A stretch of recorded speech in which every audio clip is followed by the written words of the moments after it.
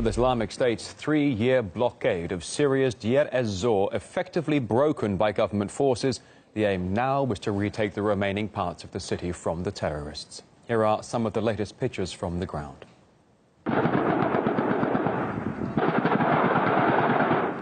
And the break of the terrorists' blockade of the city was made possible after a series of successful operations carried out by the Syrian army with the support of Russian air power. And with ISIL losing ground in the city, the full liberation of the area is just a matter of time. That's according to a Syrian army officer. After the Syrian forces lifted the blockade from the western side, it became much easier to fight the terrorists.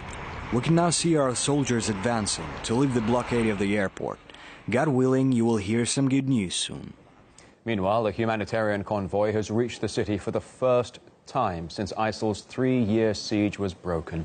Residents queued up for food, water and other vital supplies, and we spoke to some of them. People in Deir were on the brink of starvation. We were desperate for food and water to reach the city. That was all we wanted, and thank God help has now arrived. We cannot describe how relieved we are. People were dying.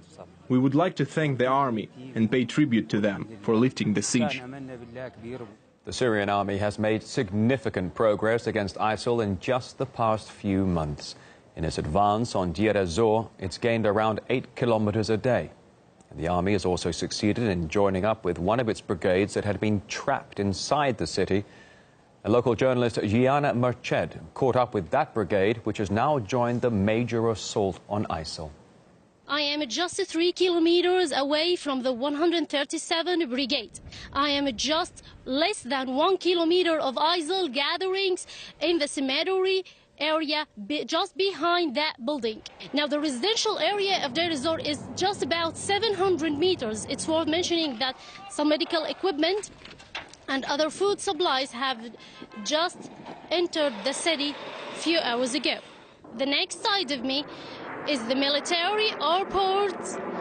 I'm sure that you're hearing the air jets in the sky. Now, the side of me, there is the military airport of Deir ez-Zor.